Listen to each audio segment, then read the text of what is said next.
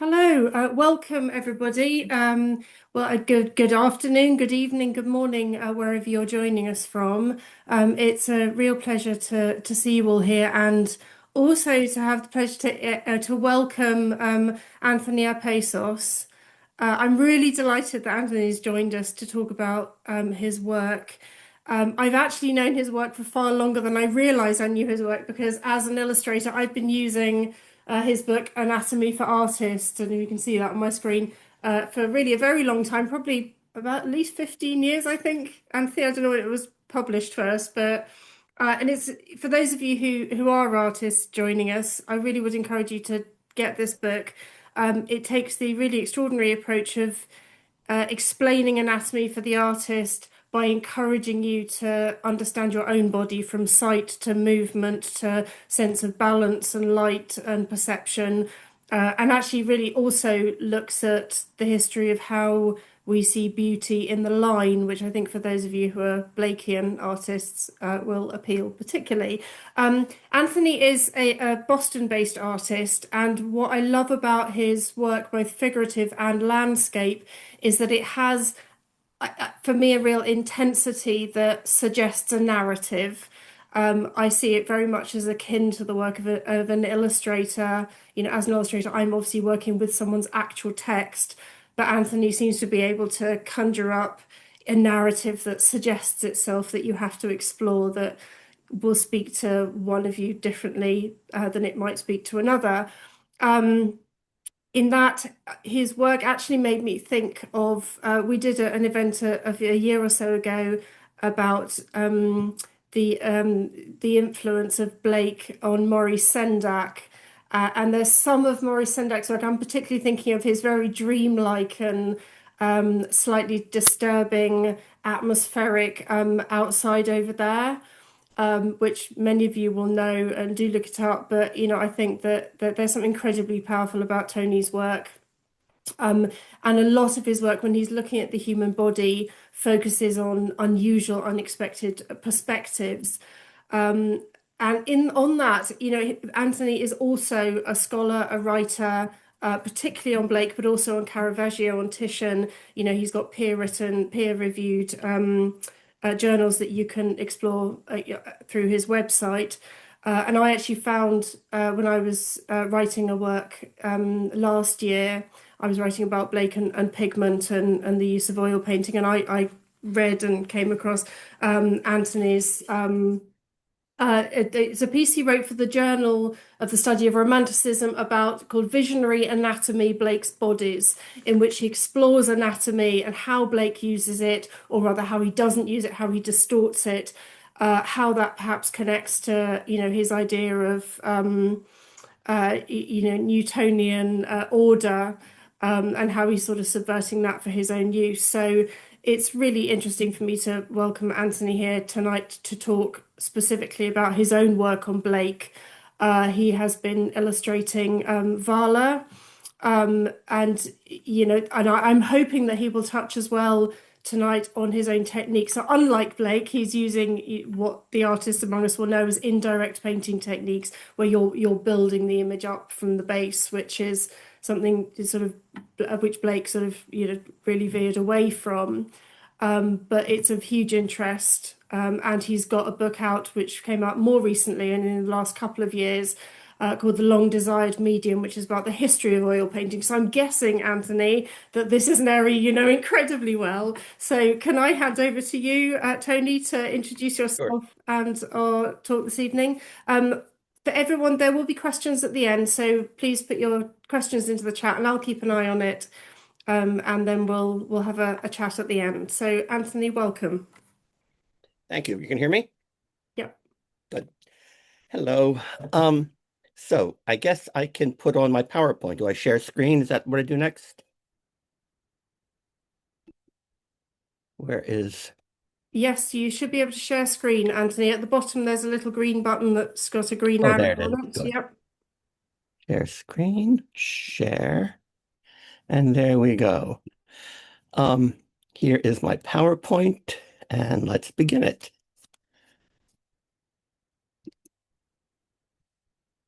Vala. or the Four Zoas. Um, the I first encountered this as an undergraduate. I was actually even before that, I think in high school when I first stumbled upon Blake.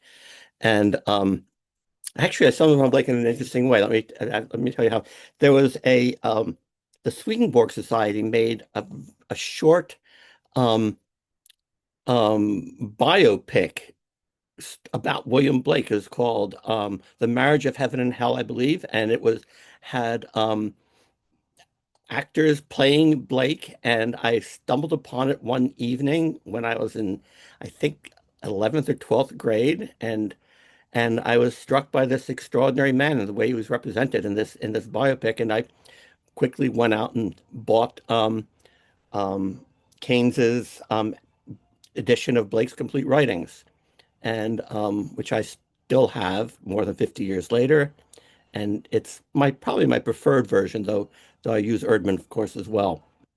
Um, So I stumbled upon Blake, had had him with me in my mind for a long time. In college, I got more deeply involved with him, wrote my senior thesis on him. Um, and Blake convinced me that I should be an artist. I wasn't that certain about that. I thought I wanted to go in some sort of academic field. I didn't think I was going to be an artist, but Blake convinced me that it was the best life one could lead. So I believed him, and here I became. Um, in art school, after graduating college, I went to art school, and there I was looking at the Four Zoas or Vala again, and I was thinking, what is as I'm sure most of you know that Blake wrote four very long poems, um, Vala, Milton, and Jerusalem, and Vala was the first one, or the Four Zoas was the first one, and he never he never turned it into a finished work. With Milton and Jerusalem, he not only wrote it, but revised it, um, turned it into an etching plates, printed it, hand colored it, and we have um, several finished versions of Milton and one finished version of Jerusalem. And Vala, he never did that with. All we have is this manuscript. And if you tuned in early, you could see that on the when you tuned in on Zoom, you could see the video turning through the pages of Vala. If anybody wants to look at Vala in the manuscript form, you can go to Blake Archive, which is very easy to get to. Just Google Blake Archive. And then when you get to it, go under manuscripts, and in manuscripts, go to Vala or the Four Zoas, and the entire thing is there. You can look at it page by page and see what an interesting object it is. Not just an interesting poem, but just an interesting object with Blake's erasures and changes and marginalia um, and some illustrations. Let's see. On the title page, which originally said, I'm sorry, I didn't mean for that to happen, which originally was titled Vala or the Death and Judgment of the Ancient Man, A Dream in 9 Nights. He then hand wrote over that um, the Four Zoas, the torments and love of jealousy in the ancient man. And I think we can see at the bottom of the page, as you can you see my highlighter when I move it? My cursor, Tasmin? Yes, we can, Anthony. Yep, Okay, we can see that. good, Yep. good. Um, as you can see, he has this group of figures here. I made this black and white and heightened the contrast. You can see it better. Um, a group of figures here who I assume are the Four Zoas. Um, I count more than four. I count maybe seven, or maybe there are eight in there. I love this guy. He looks like Kilroy looking over the wall. Um, and then coming from above is a figure who somehow, I suppose, is rescuing him. In my interpretation of it, this is a Christ coming down to save this quagmire of um, the confused Zoas who simply don't know how to get out of their situation. Um, then let me move on.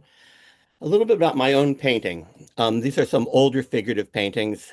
Um, the paintings are approximately foreground figures are life size. Here's another. There's a large painting of 7 feet across. they're searching for a unicorn, but they're not finding it. The unicorn's over here, and they're looking over here. Um, this is actually one of my most Blakean images before I started to illustrate the Four Zoas. Um, it illustrates the great line, for those who dwell in endless night, God appears in goddess light, but those who dwell in endless day, he does a human form display. Um, let's see. And this reminds me of Blake's poison tree, though I wasn't necessarily thinking it was meant to illustrate the poison tree. I certainly had it in mind when I did it. Then some years ago, I made a conversion. I mean, I still do figures occasionally, but mostly lately, for the last several years, I've been doing mostly landscape painting. And here's some examples of those. And one of the most important causes for my transition to doing not just figures in landscape, not just figures in landscape, but landscapes without figures, was the incredible, well, two incredible shows. One was the Great John Constable show at the National Gallery in Washington, and then the other was the Samuel Palmer show, which was at the Met. And I've always liked doing landscapes, but I've had reservations. I mean, could I say what I needed to say? What did they have? I don't know. The importance of landscape. I finally was convinced that landscape painting was something worthy, which is a some people might think is a crazy thing to think, but whatever. Um, and Palmer and Constable convinced me, and I've since then I've been doing mostly landscapes. Some examples.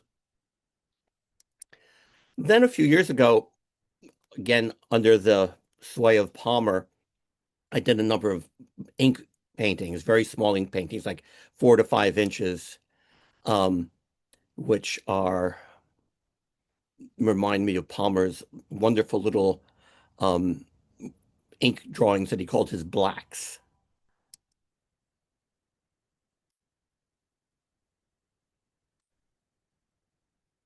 Which brings us to what we're here for, to talk about my illustrations to the Four Zoas. There they all are in a box. Um, and when I first encountered the Four Zoas, in college, one of the things I thought might be interesting to try would be, since Blake never finished it, to finish it. It would be like to try to make, at that time I was really engaged in printmaking, to actually print the words, print the illustrations, make up the illustrations that were lacking, and sort of make a kind of forgery out of Blake, which I realized wisely was not a good idea and certainly beyond my capacity to do convincingly.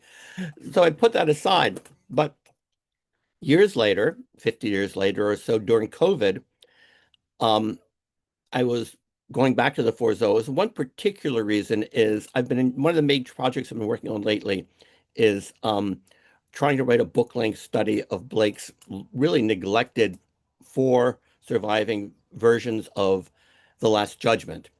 And I realized I couldn't really understand what he was depicting in The Last Judgment unless I knew what he wrote about The Last Judgment. And the Four Zoas was a place where I had to look. But the problem with the Four Zoas is that it's, what's a nice word? It's not incomprehensible, but it's very obscure. Some areas are some of the most beautiful poetry, I think, in the language, and some of it is stuff that I don't know what it's there and what it's about and where it's going. And I figured one way to finally grapple with this very difficult text would be to picture it. Now, when I say picture it, I meant literally to make pictures of it. And I think one reason I had to do that is because I have a particular condition, which apparently 2% of the population has. And that condition makes me the exact opposite mentally from William Blake. I cannot envision. I don't see visions. I don't even see things with my eyes closed. I have what's called aphantasia. And aphantasia as I said, 2% of the population supposedly has it. And it means we clearly have the capacity to do it because we can dream and dream with imagery, but we can't do it when we're awake. We can't conjure up imagery. If I say elephant, I'll bet most of you will see an elephant. I don't. Nonetheless, I can draw an elephant, and I don't know how I can draw it since I can't see it, but nonetheless, that's another issue. So, because I can't imagine, I had to make. Um, In fact, instead of when somebody asked me, do I consider myself a visionary? No, I do not. I don't have visions, but I think in these illustrations, I'm trying to, rather than showing visions I have, I'm trying to make visions, create them on these little panels upon which I painted them. Now, let me tell you about the process of how I went about it. Of course, I'd read the Four Zoas many times, and I finally was reading it again with the goal of illustrating it. And what I would do is I'd read it in areas that struck me as somehow epitomic, somehow that really seemed to distill the actions of the moment. um, I would focus on, and then and they would occur to me as imagery that I would make through scribbling. I mean, it's hard for me to explain how I can draw something without imagining it, but it just appears on the paper through the mark making. It's probably not as strange as it sounds to me, but it does seem odd. I just draw it, which is a very different experience than when I'm drawing from observation, where I see something and kind of transcribing it. Here, I am simply finding it through the making of marks. Um, Now, here's a particular text that I illustrated, and we'll look at in a minute. Luvah was, this thing is obscuring my view. Luvah was cast into the furnaces of affliction and sealed, and Vala fed in cruel delight the furnaces with fire. Stern Urizen beheld, urged by necessity to keep the evil day afar, etc. And then Luvah, howling in the furnaces, says, I am your Luvah. Why are you doing this? And then I love the fact that Los and Tharman enjoyed laughing at the sight. So here's a sketch I made in my sketchbook, a very rough little sketch, envisioned the bound Luvah, the Vala with a little smile on her face, throwing um, wood on the fire to to torture her beloved. And then here we see a, a watercolor version of it. I would make quick watercolor studies after I made the drawings, and then I would make a detailed, trying to make this go away there. Then I would make a detailed drawing um, where I see myself, which I don't mean to. Stop share, share again, share. Where'd my power? There it is. Okay. So I'd make a drawing in black and white on toned paper, and then from that, I would make my oil painting.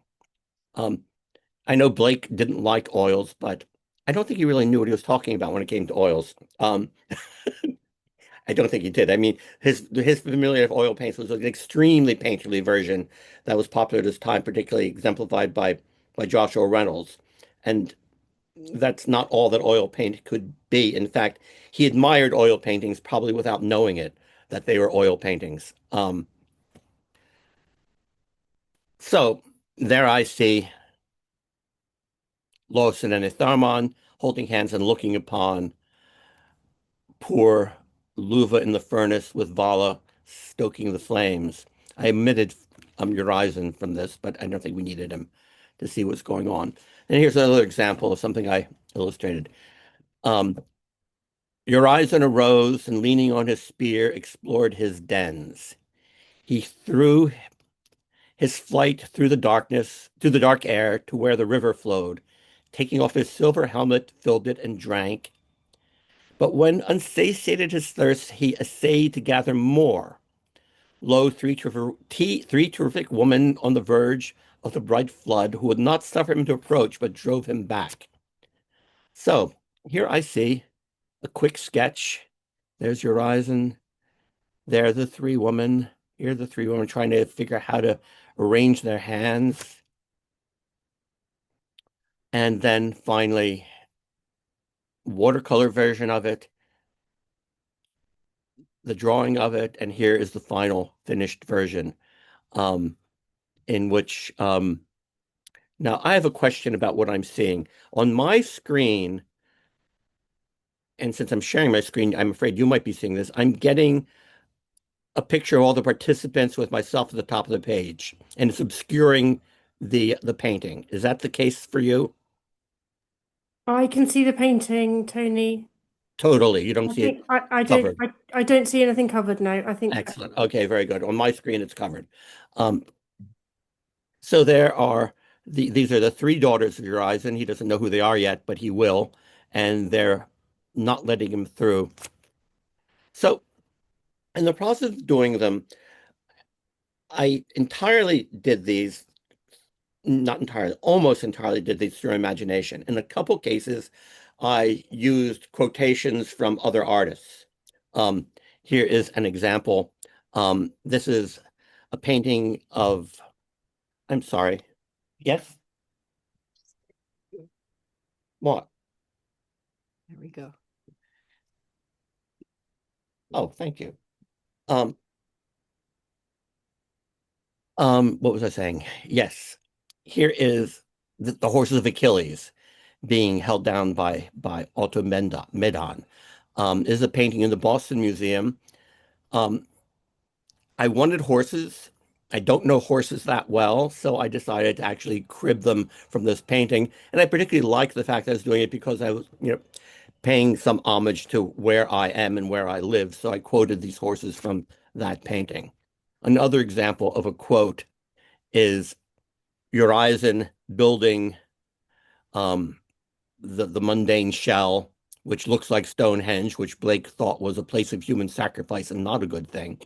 And here we see a painting by Giorgio Vasari, and we see the Pope, Paul III, um, constructing, directing the construction of St. Peter's. And I like the fact that my Urizen is based on this Pope building a classical structure, which Blake would not have approved of. So, and interesting, this is also happens to be a self-portrait, um, for what that's worth. Probably, I'm putting myself there because I'm directing the making of this entire illustrated book. Um, then another borrowing I made was from Michelangelo, The Ancestors of Christ. But aside, and then, oh, here's another borrowing I did. Um, this is by Pellegrino Tibaldi, and it's a wonderful painting in Bologna, and it shows Cyclops after he's been blinded, and his and Ulysses and his men are escaping from him. And I thought Polyphemus, the blind Polyphemus, was a good stand-in for Urizen. Single vision, but now he not only has single vision, but here he has no vision at all, blinded. And there he is casting his emanation, Urania, Ahania, down from beside him. And then here's another borrowing. This one is not so direct a borrowing, but I was really thinking about Blake's depiction of Christ at the tomb. So that was basically the process of sketching, drawing, converting them into watercolors, converting them into drawings, and then finally converting the drawings into paintings. Um, and now I just want to do a quick tour of some of the paintings. Um, Here is one thing that Blake does, not unusual for someone writing an epic poem, is he is beginning in medias res. He does not begin at the beginning of the story. He begins when things are already going strong. Um, I decided that in order for me to envision the story, I needed to start at the actual beginning of the narrative, not in the middle of things. And I'm going to show how things were before they got, as we'll see in the course of the poem, in the course of the illustrations of the poem, how messed up things got. Before they got messed up, here we are. Each Zoa, um, I wonder, should I explain who the Zoas are? I assume most people here are Blakeans, but maybe they're not. Um, I hate to waste people's time by explaining something that everybody knows. Um, But anyway, here we have the four Zoas with their emanations, their male and female counterparts, um, male and female versions of the Zoas represent the faculties of the human being, the body, the reason, the emotions, and imagination, all of them working as separate things and working together. What happens in the four Zoas is they stop working in unison and start working at cross purposes. And the thing that kicks it off, and this again is buried in the middle of the poem, is um, this event where, for some reason, and it's never quite clear to me, or I don't think to anyone that I've read, where um, Urizen is given wine from Luvah, and in exchange, he gives him his horses. And basically, this is knocks things out of kilter. One is getting something he shouldn't have, and the other is getting something he shouldn't have, and it knocks this world of these four faculties of the human mind out of kilter. And then here is where the narrative actually begins with um, Vala confronting Luvah. She's jealous. You can see in this is Vala, and here is the her counterpart, her male counterpart, um, Luvah, and he is holding this figure here of Jerusalem, and she is jealous. And they, why are you doing this? And he is angry, and they have a terrible falling out. And he gets tossed in a river, and she starts pulling his entrails out and weaving out of him. You can see up here, she's actually weaving an image of him in her loom. But then they rise, the causality, and this is, I think, an important thing for me to express. My understanding of Blake is causality is something, I mean, if you read Middlemarch and you see one person doing one thing and another person doing another thing, you can kind of tell that follow a line of thought of each individual and a line of reaction of other individuals to those individuals. There's a sense of causality. Things happen for what seems like some kind of reason. I think Blake does not want to show things happening for a reason. In fact, he wants to show that things don't happen for a reason. And I think it relates a lot to what I wrote about Blake's anatomy in that essay that has been mentioned early, the essay about Blake's anatomy, in which he gets the anatomy wrong because he doesn't want it to get it right. Correct anatomy shows how the body works through a system of cause and effect. Blake says explicitly that nothing happens by cause and effect. It's all miraculous. It's all their spirits behind everything. And so I think the sense of unclear causality in the four Zoas, I think is actually consistent with very consistent with the way Blake sees so much and how he even down to the way he depicts a human thigh and how the muscles in the human thigh can't possibly move the bones the way they do in reality, but that doesn't matter. He's not interested in that kind of causality of the physical world because after all, for him, it's all moved by spirits. After Luvah and Vala rise, they miraculously have two children.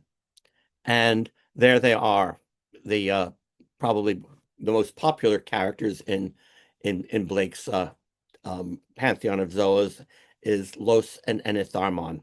There is their mother. Um, I made a mistake, and this is a terrible thing, and terribly embarrassed. This is not Luvah and Vala here. This is Enion and Tharmas. Excuse me. Enion and Tharmas now giving birth to Los and Enitharmon, who are there on the shore. Enitharmon, for some reason, isn't particularly happy at this point, and she calls on external something external. She's not satisfied with who she's with, and Urizen appears, and then Urizen becomes a significant figure. And here we see Urizen in this world of Stonehenge that he lives in. This Blake felt, as I said, felt Stonehenge, believed Stonehenge was a place of almost demon worship, a place where human sacrifice occurred. So that is the realm I created for Urizen. And there is his emanation, Ahania, and then he expels her, as I showed in an earlier illustration. There she is falling down. I'm skipping, not telling the entire story. Here's another place where Tharmas is now extracting an Tharmon from Los, and the product of that extraction is his specter falls out and emerges from his body. What this means to me is, I mean, I think the subtitle of the poem is one of the subtitles of the poem is particularly relevant here. It is the torments of love and jealousy. When these parts of the soul get out of whack, they, like society, get out of whack. And most of what describes their conflict is love and jealousy, each wanting more, getting less, hoping for less, but getting too much. And this is the basic motivation propels the activity, this confusing activity in the poem. Here we see Los, there's a wonderful passage.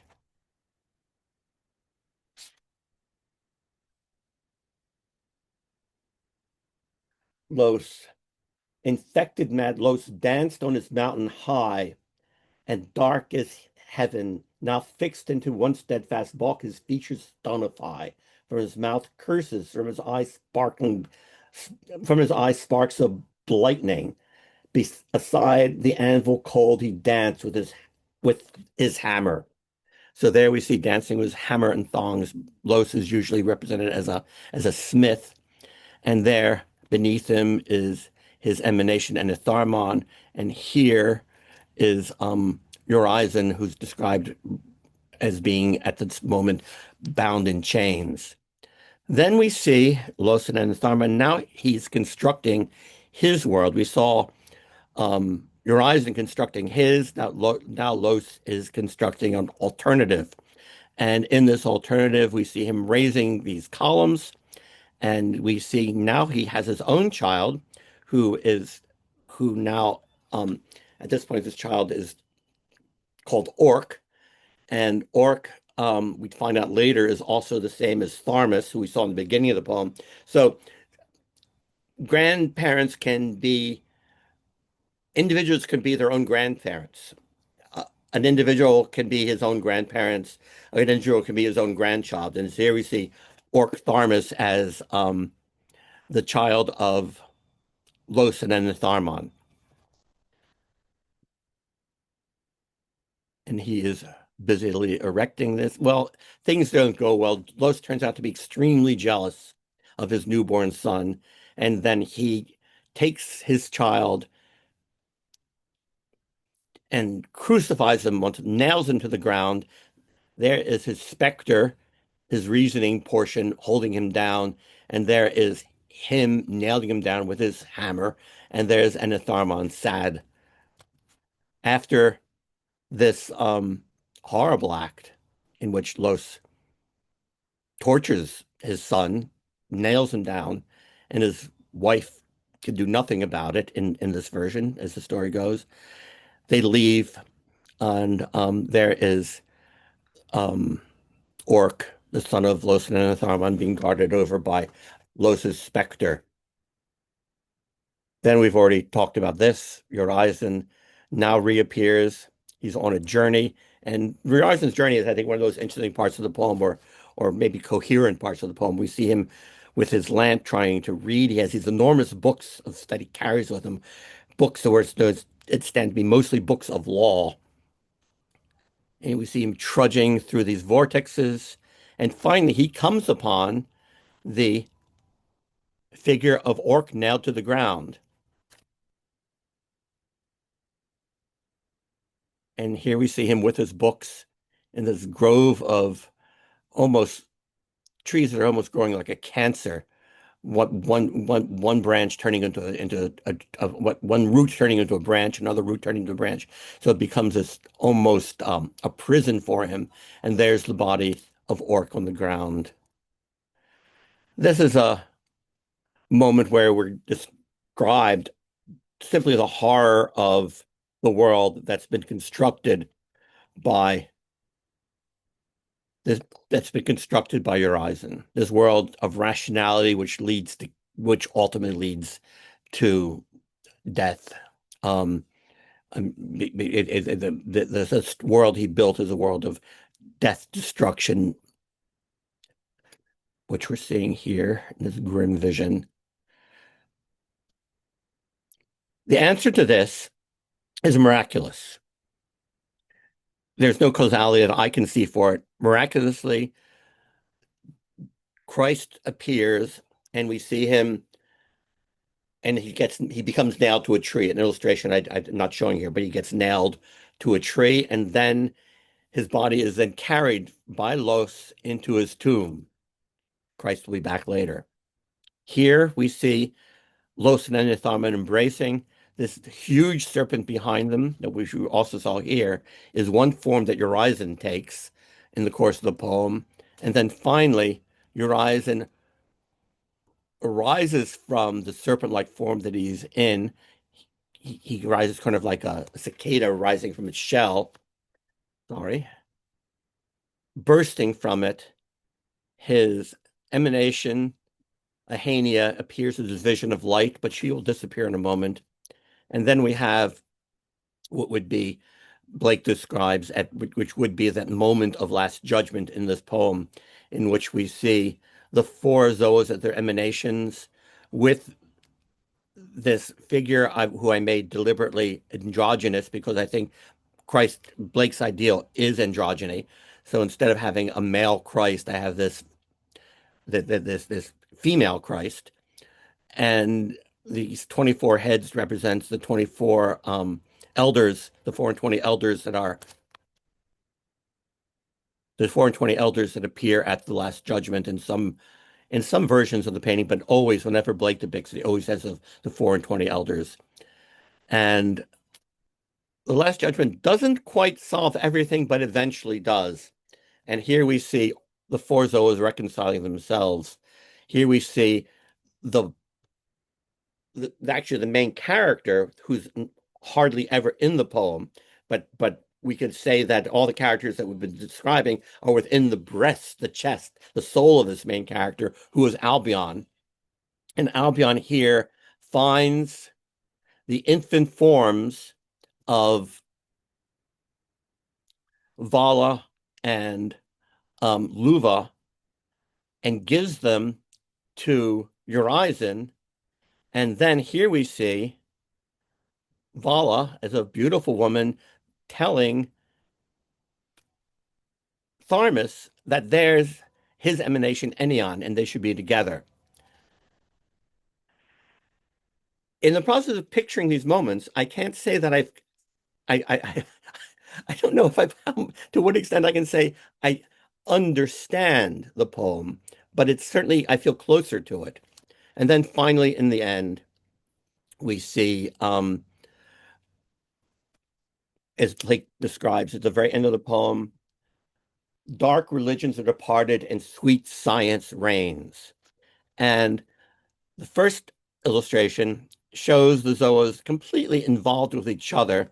I think my version of this new realm, this higher realm, this innocence regained after the horrible experience we saw of the entire poem.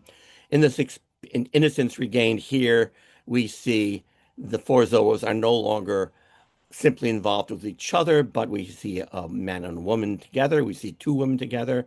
We see perhaps here the sexes are ambiguous. But what we see is now they're all not separated into these family units, but now more engaged in what you would call sweet science. Sweet science now reigns. And for anybody who's interested, my website is apesos.com, and you can email me. I don't mind. And you can also see my work on Instagram. Now, um, what I want to do now is show you something else. My screen is still being shared, yes? Where is it? Here.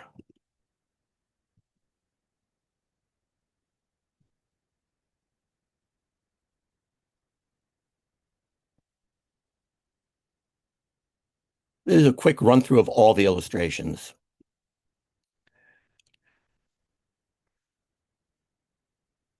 So as I said, Blake begins in medias res, but I put the beginning at the beginning. And then we see the initial conflict of Tharmas and Ennion, and then the origin of Los and Enetharmon. Urizen first appears here. Albion being held by Los. And that's when Albion is kind of pretty much out of the picture till the end of the poem. Here's Jerusalem being laid in the tomb. Also, she'll reappear again at the end of the poem. Um,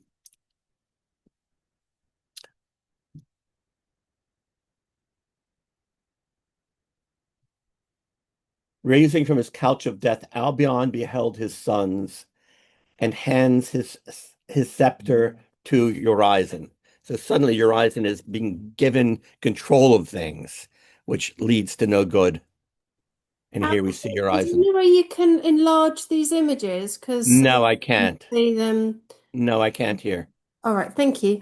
Yeah. And we can see there are areas where just the characters interacting in different ways.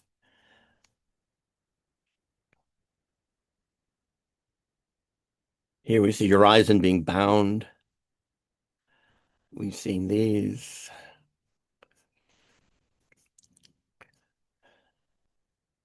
Here's more of Urizen's explorations.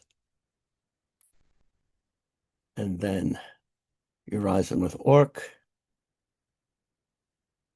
Here we see Urizen turning into that serpent. Losen and Tharman trying to set things right. Doesn't really work though.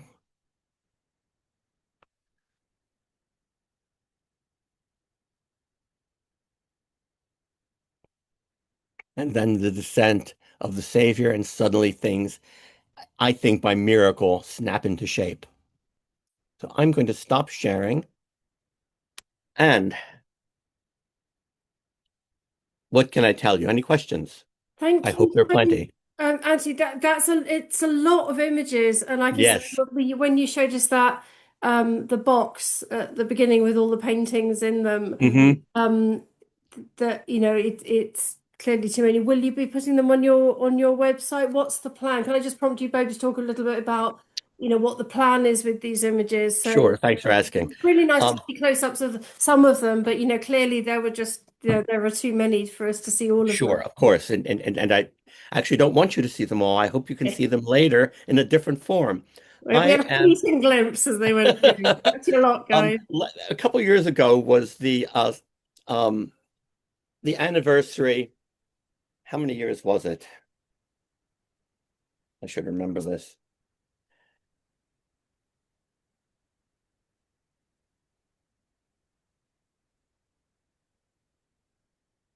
The, yes, it was the 700 years since the death of Dante. And I don't know if this is backwards to you, it is to me. Is it backwards to you? Good. No, it Uh, looks friendly. Good. And anyway, I made a book of illustrating the Inferno, Oh, wow. and I published it with the help of a crowdfunding. I used what do you call it? Which one I used? There's David. Kickstarter or The other one.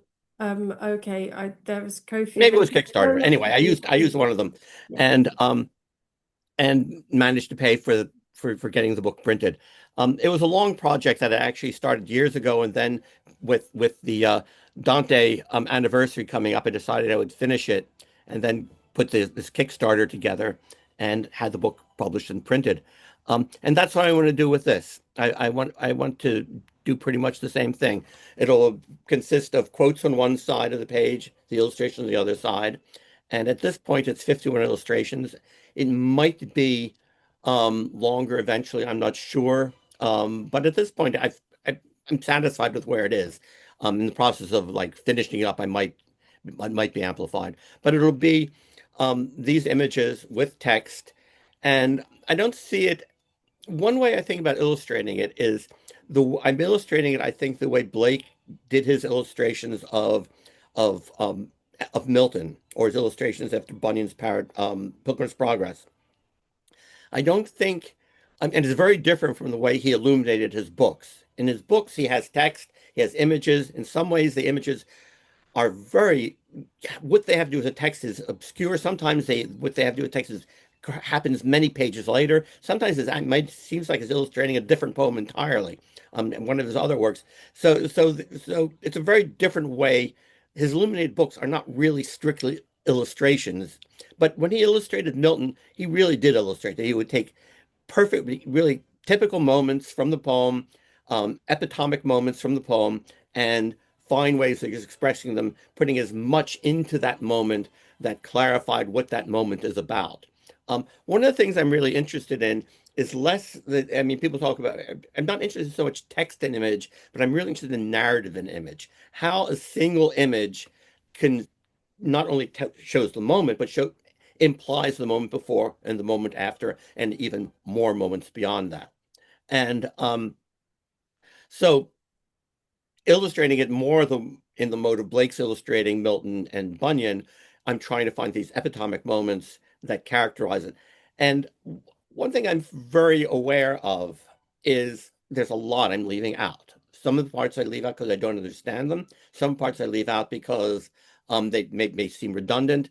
Um, and one title I have for this project at this moment is to call it a distillation. And as a distillation, obviously, distillation doesn't brandy doesn't have everything that wine has in it. You take the alcohol, you distill it. And this distillation, I think there's some Blakean purists will think, oh, he's ruined Blake for me because Blake is, I like all of it. Yes, that's fine. Um, Blake liked all of Paradise Lost, but he didn't illustrate every moment. He chose moments that for him were epitomic. And for me, I don't think of what I'm doing as a replacement for Blake's. I'm thinking it as a commentary on Blake. Um, and should be read as a secondary source. It's going to be seen in conjunction while looking at the Four Zoas itself. It is a commentary on it. It's an other read of it, and not meant to replace any other reasons. By no means a substitute, but it is what I think they can serve that. And one thing it might do is because it maybe serves an entry to some people are not haven't engaged with the poem yet. For some people, it might be a thing in itself that they're happy with, and for you know the Blakeists out there, it might be something that will at least annoy them, and annoyance can stimulate the mind, at least annoy them, if not, or else make them actually see it the way I'm seeing it, whatever. Um, there's no one way for this project to be read and used. But I hope people find it of some interest. Anyway, if you are interested in contributing, check my Instagram. It'll be on my Instagram soon and be announced there. And so that's my plan for it.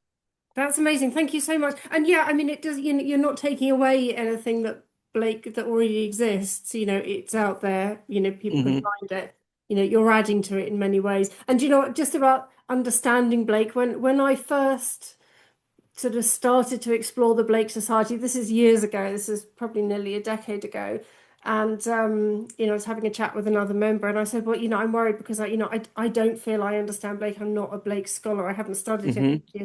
And he looked at me and he said, anyone who actually claims to understand Blake almost by definition doesn't, because he's there to be explored rather than Hmm. to be understood, which I thought was quite a nice way of putting it. I mean, some parts more than others, but yeah, I think Blake and exploration is absolutely there. And Hmm. Maurice Sendak, who I mentioned earlier, is one of the few people who has sort of re-illustrated Blake. He did a Hmm. very limited edition, very much sought after thing with his publisher, looking at some of the songs. Yes. Um, and I don't I I think your style, the way that you create images, works incredibly well with Blake. It's got that richness, it's got that depth. I know that what I do hasn't got that. It's something really different, and I don't think I would. I probably wouldn't attempt to illustrate Blake, but I think what you've done is absolutely superb. Can I Thank you. ask you just to talk a little bit more about the indirect painting technique and explain what it is? Oh, indirect painting is But it's just sorry. I'm just aware that, when I even talked to art students, at master's level and mentioned that I underpaint, they look at me blankly. They don't know what Really? it is. I wonder if it isn't taught now. So I wonder if, perhaps it would be useful to explain what indirect painting technique and why it's so important within that Blakean discussion, and how you do it. Well, it's interesting. My impression is that indirect painting was more commonly practiced in England. It's not commonly practiced in the States. Um, it's just the influence of impression, as I think is largely knocked indirect painting out of the picture. This notion of you paint what you see, and that's you just you mix the colors, you put them in the right place, and the way paintings used to be done before that, before the Impressionists, and of course there are exceptions. Indirect painting, direct painting, painting kind of mix and aim painting is something that artists use in sketching, you know, forever. Um, but the way Michelangelo and a very different artist, Titian, would paint, what they had in common, and they had a lot that was not in common. What they had in common is they would not paint the picture directly because they couldn't. They're painting things that don't exist. When you're painting things, a scene that doesn't exist, you can't, perhaps, in fact, some people suggest Caravaggio did this. He would get people to stand there and in these bizarre poses and make them stay there while he did a version. I doubt that he really did that, but he might have did something more like it. But Titian and Michelangelo did nothing like that. They worked from their imagination. There's constructing these complex images where sometimes um, they would then do drawings from life in order to get the details, the things they want. But most of it would then be concocted into a sketch. The sketch transferred onto a canvas. In the case of Titian, perhaps there was no original sketches, probably all done directly on the canvas. But but you can't just paint what you see because you're not painting something that you do see. You're trying to construct it on the surface. And to make that easier, to make that possible, you don't do it piece by piece. You do it from the bottom up. You do an outline. Then within that outline, you put color. Or another approach is within that outline, you put value. Do a black and white painting. Then over either that simple ground of color, you start adding value structure to that. Or else, if you're starting with a black and white underpainting or monochromatic underpainting, then you start adding um, color over that. So one, you're adding color, the other adding your value, but you're starting with a simple beginning and you go through a process. And then the painting is further refined, not by getting it right the first time, but by adjusting it in layer after layer. And layer is not simply correcting drawing, that can happen, but a very different issue is not correcting the drawing, but changing the color. You can make colors that exist um, on the canvas that are almost impossible to mix on your palette. You put a blue down with a red glaze over it. It's not the same as a purple. I mean, it is indeed purple, but it's not the same. It's completely different vibrancy, a completely different materiality, and and so that's what indirect painting does. It creates a way of painting in layers so that the final image in reproduction looks like any other painting, but in person you see much, much more to it. Thank you. We've got a number of questions coming in. Can I suggest we open this out? Now, Alison's got a question about your aphantasia. Alison, do you want to come on screen and ask the question? If you unmute yourself and put your video on, it'd be nice if people sort of joined us on screen a little bit. So do put your camera on if you'd like to. Allison is one of my oldest friends. Hi, I don't know if I know. Alison, There you are. Alison, hello. Hi, nice to meet you. I'm gonna have to call you back. Okay. Oh, great time for a call. The Alison, over phone to you. rings for the first time in 2 hours. Um, Yeah, what's your question, Alison, Allison? go Hi, ahead. Tony. Hello, Hello. dear. Mwah. So I've known you for 60 years, and I Uh-huh. did not know that you had, I don't even know how to say it properly, aphasia. Aphantasia. Aphantasia. So you mentioned that at the beginning of the Hmm. talk. So that's sort of like the gun left on the table at the beginning of the play. So Hmm. can you pick that gun up again and I don't discuss? know what to say about it. When I first discovered that other people could imagine things, I was astounded. On the one hand, I thought, gee, I'm really missing something. On the other hand, I don't know. I think it'd be awfully confusing to see things all the time that aren't there. Um, it's I mean, my wife, Natasha, can, if I say elephant, she can tell me whether it's an Indian or an African elephant with her eyes shut. Um, when I say elephant, I don't see a damn thing, but I can draw an Indian or an African elephant perfectly well, and I Do don't you know think where that's it's coming from. do you think that's one of the reasons why you're attracted to literary sources? Maybe. I don't know. I Just don't a know. question. Yeah, I do. I mean, not all my paintings have literary sources. A lot of I times know.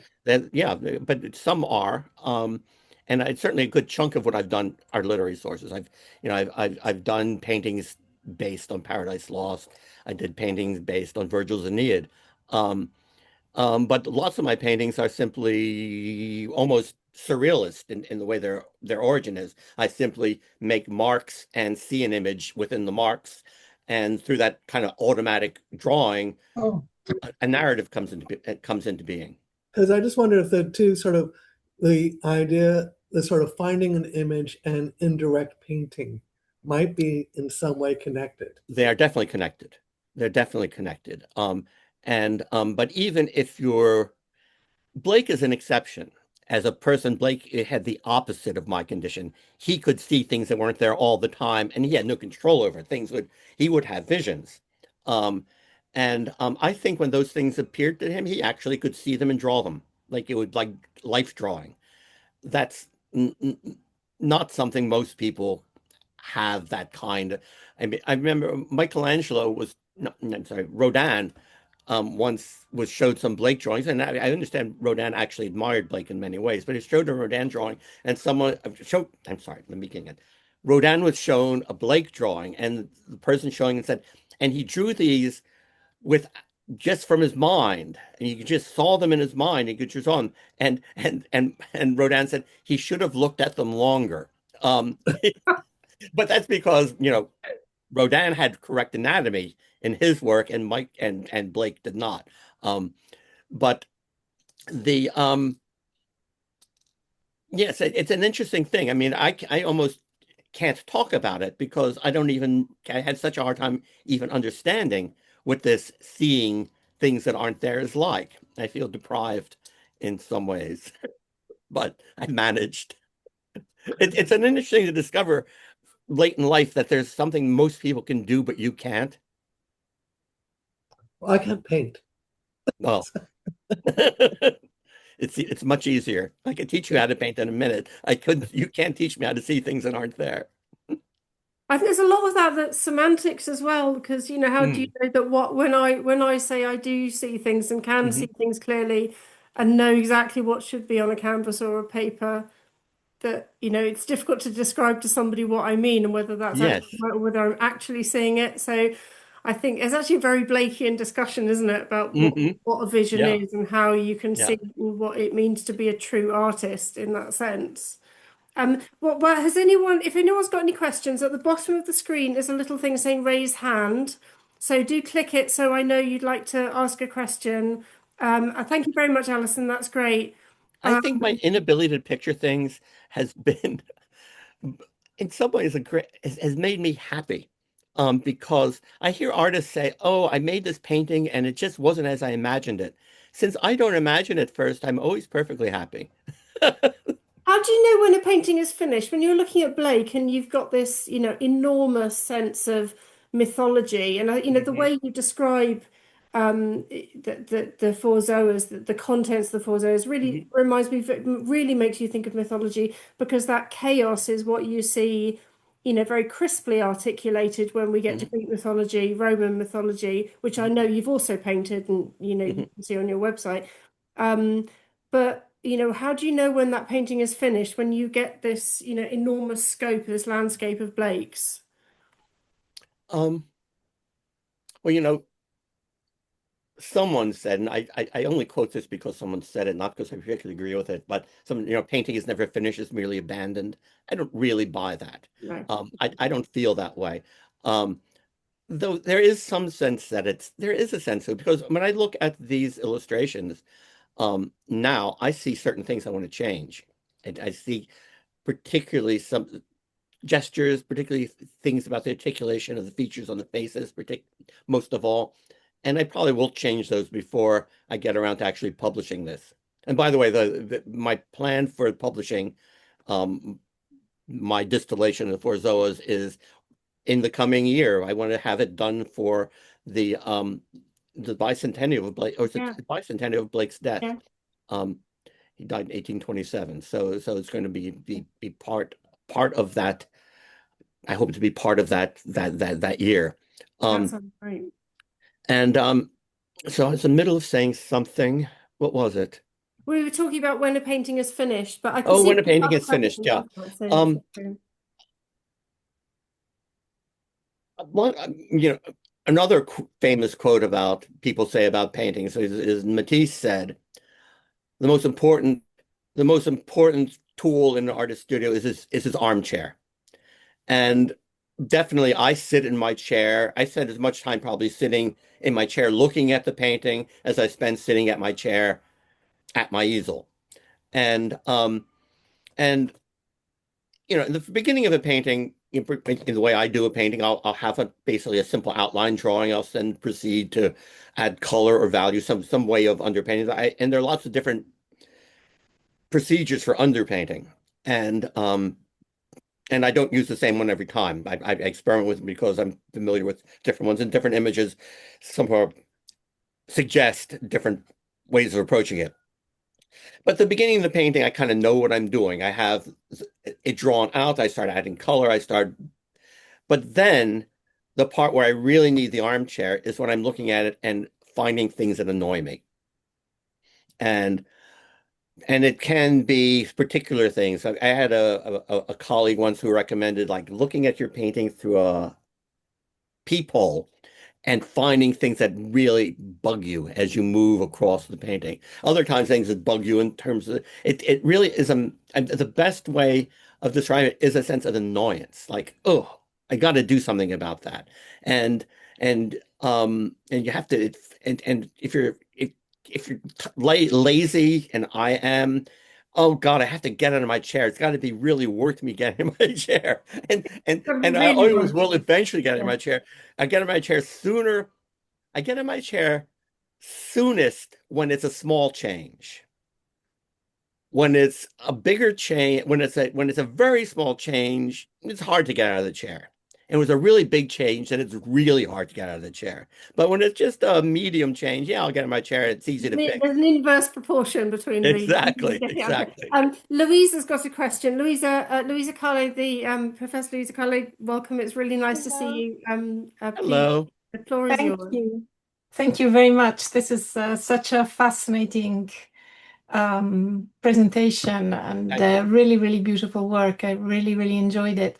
But I was curious, especially since I got the time of this event wrong. So I was actually in the room like half an hour earlier looking at Yes. at the pages of Vala being turned. You clearly were your process of composition clearly is a relationship with Blake's words.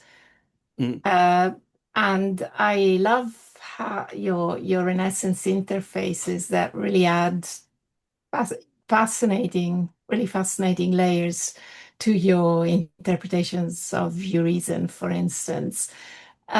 But I was wondering about what your relationship with with Blake's own illustrations is. I'm curious, partly because I have written a little bit about this when I wrote for Sibille about the reception of Blake in Italy, where there were some artists who produce new sets of illustrations, and that was in a context in which the text was being printed in conventional typographical mhm, printing, and so I suppose then the Italian reader, say in the 1970s, but even before there was one with Ungaretti's translation and, Lucio Fontana's spatial concepts, there was no availability of Blake's own originals. And so the relationship between text and image produced something completely different. Whereas now, of course, we have the Blake archive digital facsimiles of mhm, even the Four Zoas, which was less available than mhm. other works in facsimile. So I was wondering how you see your relationship with Blake's own illustrations to Vala the Four Zoas, or Um, not, or you block it out. I I'm mean, I just think my illustration is obviously I'm aware of them. They sort of help me imagine the figures to some extent, but I'm much my way of illustrating them, as I said, is much more not very much the way Blake illustrated his own texts or illuminated. I think it's better what illuminated his own text, and much more the way Blake illustrated illustrated Milton, for example, or eventually illustrated Dante, in which you would choose epitomic moments. Whereas the way he illustrates his own work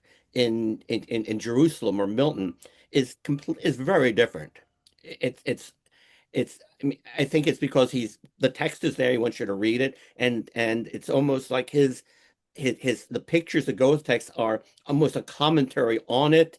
They're almost meant to obscure it, not only to illuminate, but also to obscure it in a way. They deflect you in some ways when you're reading it. It's a very, very odd way of illustrating a text. I mean, you think about Maurice Sendak, who wrote and illustrated books I mean, wrote these beautiful children's books with these beautiful illustrations, these wonderful poems, and the pictures and the text go right together in Maurice Sendak. They do not in Blake. They're out of sync all the time. And so, to such an extent that in some versions of Milton, he moves pictures around. So they're not in the same place in the different printed versions of them. Um, so I'm not illustrating it. I'm not doing what Blake did with his own work. I'm doing what Blake did when he dealt with other people's work. And I don't know anybody else who does what Blake does with his own work. I mean, it's an interesting thing. I mean, most people, when they illustrate their own texts, want to use the illustration to kind of clarify it, not obscurify it. Hmm. Yeah, But you will have some of his words. I mean, then I'm thinking about Blake's Dante, where he Hmm. has only in pencil he writes Canto 20th, and so Hmm. you, but actually he's completely retelling you the story, and you might Yes. not have any text to go with it at all. Mm. So Actually, that's do you interesting. see I those? have not looked at his illustrations of Dante Oh, they're with the amazing. text closely. I've looked at I'm familiar with the pictures, but I have not compared them to the text. That's something I should do. Well, but see, that's interesting because you don't feel the need for that. So Hmm. so would you say that your own, I mean, will your edition be a Hmm. sort of anthology or abridgment? Would you see it? Because Yes, you will have some text, but not. yes. It'll be very much the way I did the Dante book. Yeah, I want to see that. Yes, that looks beautiful. with excerpts and then Yeah, the moment being illustrated. right. I like this one. There is Dante being confronted by the three Yes, wild yes. animals in the dark wood, and then there's a text about it. So, and that's going to be the way Mm. the distillation of the Four Zoas is going to be. Take just excerpts. I might have kind of a running kind of connecting thread in my own words, so it can be kind of turned more into a plot. With Dante, that's not necessary, but with this, that it might be. I'm not sure. I might actually have a running commentary that goes along with the quoted text and the image next to it. But I'm not sure yet. Thank you. Wonderful. You're welcome. Thank you. Thank you so much. Are there any other questions? Would anyone else like to come on screen and either make a comment or ask anything to Anthony at all? Oh, I've got Gareth Sturdy. Would you like to, if you put your where are you? Oh, there you There are. he Oh, is. Gareth. Hello, hello. Nice to see you. Do ask away. Thanks very much. Can you hear me okay? Yep, Yes. Yeah, absolutely. excellent. It's not so much a question really, just an observation. But first of all, thank you so much, Anthony.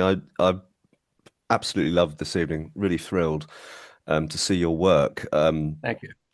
But just as it happens, recently I've been going through Paul Yoda's work on Jerusalem. I don't know if you're familiar with this, but this idea that actually he could see a very clear narrative there and a very interesting narrative structure and so on. And I've always been one of those people, like you were saying, who sort of reads Blake and kind of feels that everything's happening all at once, and the idea of causality is just not there. So I was immediately thought that Yoda must be speaking rubbish because he had such a clear vision of this narrative. And then, of course, when I read his book, I realized that the man knows what he's talking about. And but I just that transformed my reading of Jerusalem, and I can't help thinking that your work will have a similar effect when I get my hands on this Kickstarter book when it's done, and I shall be contributing to that, no doubt. But Well, thank you. but yeah, and seriously, that it really helps to have for us lesser minds someone that can just track the narrative. I mean, maybe for some Now, Blakeans, that's the thing is that tracking the narrative, I think I do with these illustrations, but I don't think it's a narrative that has a causal. I don't think there's causality in that narrative. There's Yeah. kind of one thing after another.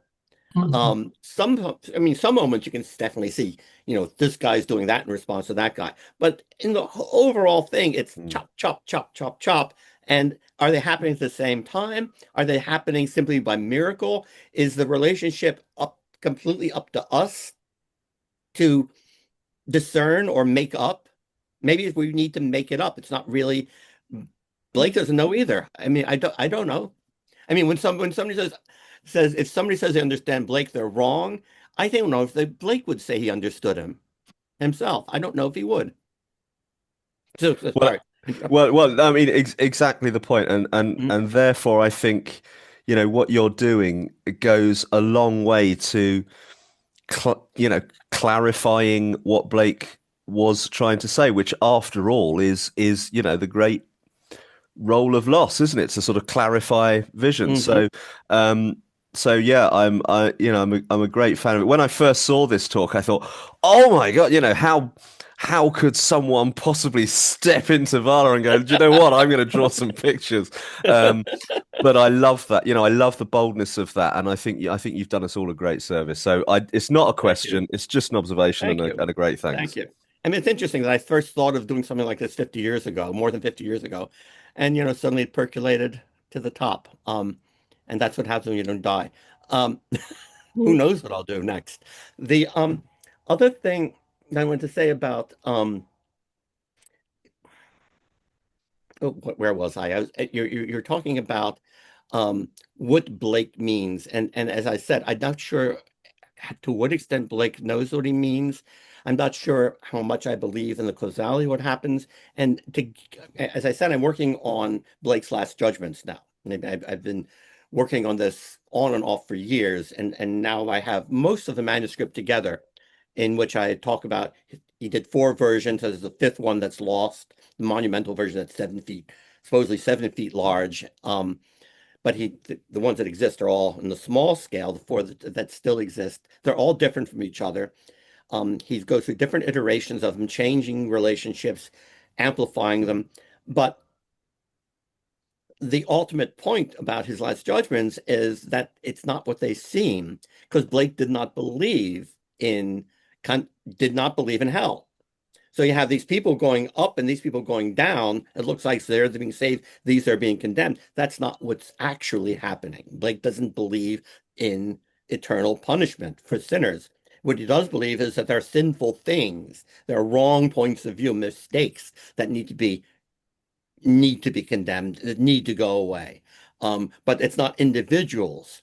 And in order for those individuals to be saved, for them to realize what's wrong, the most fundamental thing is, and I'm going to give everything I believe about Blake right now, is very simple. He says in Jerusalem, I will give you the end of golden string. Wind it up and you'll see where it leads. The golden string is actually incredibly simple. Forgive each other. That is really the fundamental essence of Blake. That's why Christ is so important. Why at the very beginning of Jerusalem, he has in Greek, monos isos, meaning only Jesus. That's the end of the golden string. I think much of what that Blake scholars have concentrated on is these amazing stories about the Four Zoas and their interactions and trying to understand what they're doing are interesting and important because that is the diagnosis of the condition. But they have nothing to do with the cure for the condition. The cure for the condition is very simple.